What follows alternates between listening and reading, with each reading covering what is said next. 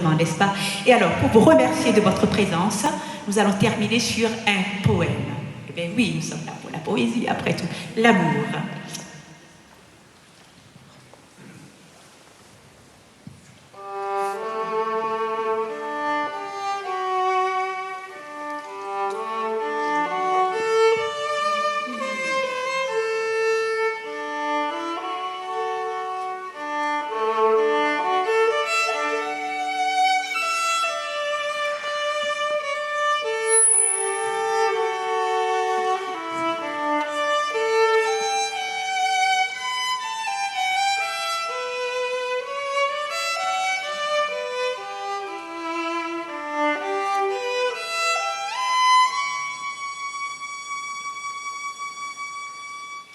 L'amour.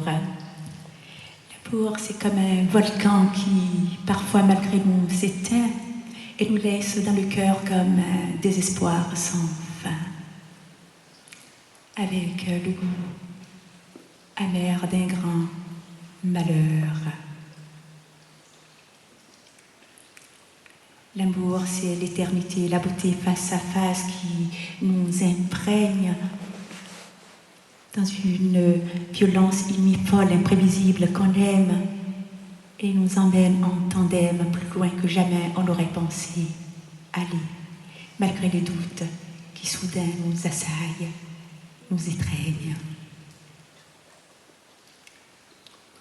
L'amour, c'est tous ces riens qui nous importent tant, c'est tous ces liens qui nous emportent à travers le temps vers les horizons diffus, pourtant plus d'une fois espérés par nos regards fous de joie pour le don inattendu, inespéré, quand plus rien ne vient miner les cœurs à peine assagis. L'amour. L'amour nous donne le goût de la vie quand il nous effleure comme par magie et vient nous ouvrir les portes du paradis, malgré l'enfer qui nous harcèle de son vénal souffle avec le parfum des tentations à bout de souffle. L'amour, c'est toi et moi toujours plus fous, bravant les vagues au plus fort de l'orage, narguant le sort qui nous tient en otage, avec l'espace et le temps comme garde-fou, malgré tous ces riens qui souvent menacent le tout. L'amour. Merci. Merci. Vincent au violon.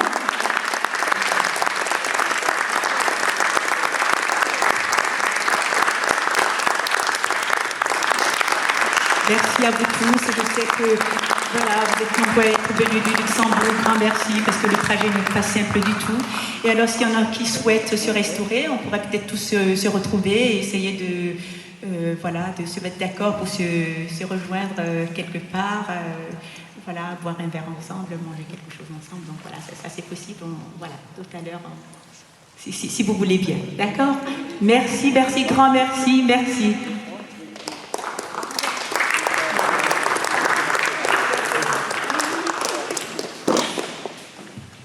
Merci beaucoup Eurydice, merci Vincent. Alors, je voulais vous offrir un cadeau. Alors, un sculpteur ne peut offrir qu'une sculpture, mais tous ceux qui me connaissent, qui sculptent avec moi, qui vivent avec moi, savent que je n'ai pas le droit de faire quoi que ce soit pour quelqu'un, sauf pour celui. Et je vous jure que c'est vrai, je n'y peux rien. C'est parce que, en fait, je peux demander ça à tous ceux qui me connaissent, à André, Nicole, Roland, tous les autres qui me connaissent. Je ne peux rien faire, que pour ce lieu. Et pourtant, je voudrais vous offrir quelque chose. Alors, que faire? Alors, donc j'ai donné mes mains pour cela, et que pour ce lieu. Heureusement, quand j'ai besoin de faire un cadeau, il y a d'autres mains qui viennent m'aider. Alors j'ai demandé, moi j'ai essayé de faire quelque chose pour vous quand même, dans une pierre. J'ai été instituteur, j'ai appris à former des lettres, à dessiner des lettres, et en transmettant ça dans mon enseignement, simplement. Hein. Donc j'ai participé en dessinant ces lettres, et j'ai demandé à quelqu'un de me prêter ses mains pour sculpter cela. Et c'est à André Fortin que j'ai demandé cela. Alors André, si tu veux bien venir. Alors André, voilà, si tu veux bien, André, offrir des chocolats. Voilà. Alors attention, tiens la pierre.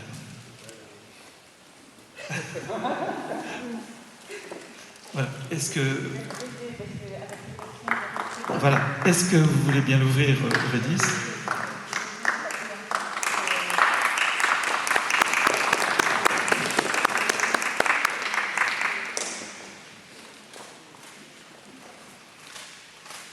Vous applaudissez pour une boîte de chocolat?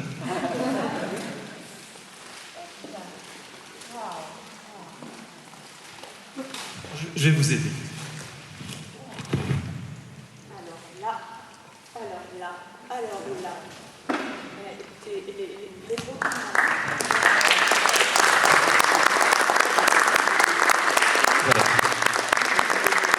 Alors, quand on dit que les roses noires n'existent pas, c'est faux. Et elles sont dorées aussi.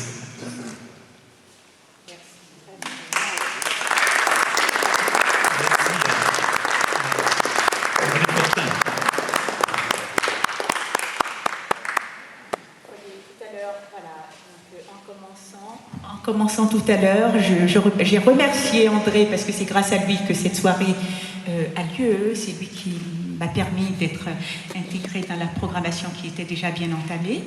Et alors, ça ne s'est pas arrêté là apparemment. Donc, les arts convergent, les arts communient, les arts nous permettent de nous édifier de tellement de façons. Merci vraiment du fond du cœur. Merci André. Et merci à la fille de son épouse, c'est tout aussi talentueuse, n'est-ce pas? Voilà, merci beaucoup. Merci Antoine, à vous tous. Et Vincent, bien entendu, merci.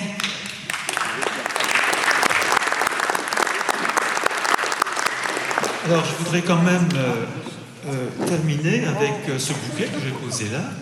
Alors, il se trouve que ce sont des roses Rilke. Rilke, qui est pour moi un des... Oui, tout à l'heure, je disais que je ne peux rien faire d'autre que pour ce lieu, parce qu'en fait, je ne sais pas sculpter. Je ne sais pas. J'ai prêté mes mains, j'ai fait tout ça, mais personnellement, je sais que je ne peux pas, puisque je suis incapable de faire quoi que ce soit pour les uns ou pour les autres. Bien. Et Rilke lui-même a écrit son chef-d'œuvre absolu, les sonnets à Orphée et les élégies de Duino. Et il dit lui-même, il a écrit tout ça, c'est vraiment incroyable, en pratiquement quelques jours, en une semaine. Et il ne sait pas lui-même comment il a pu écrire cela. Voilà, ça c'est... Et voilà les roses qui ont été baptisées Rilke. Et il se trouve que j'ai fait découvrir un jour ces Rilke à une personne qui était venue pour voir le musée au départ, pour participer, et qui depuis maintenant très longtemps participe à la réalisation de ce lieu. Alors, je vais lui demander de venir vous les offrir, parce qu'elle les a apportés spécialement pour vous, sachant que quand j'avais dit qu'on offrira une rose à Eurydice, alors elle en a apporté. Alors si Nicole veut bien venir et les offrir, puisqu'elle les a apportées de son jardin, des roses Rilke qu'elle a été acquérir jusqu'en Suisse, pour les planter à Saint-Privat. Voilà. Voilà les roses que je cultive dans mon jardin. C'est des roses que je cultive spécialement pour le musée. Voilà. Ces roses-là sont cultivées uniquement pour le musée. Grand merci. Merci beaucoup. Je vous remercie infiniment pour tous les beaux mots qui nous ont transportés et élevés. Voilà, merci. Grand merci, vraiment. Merci beaucoup du fond du cœur. Merci.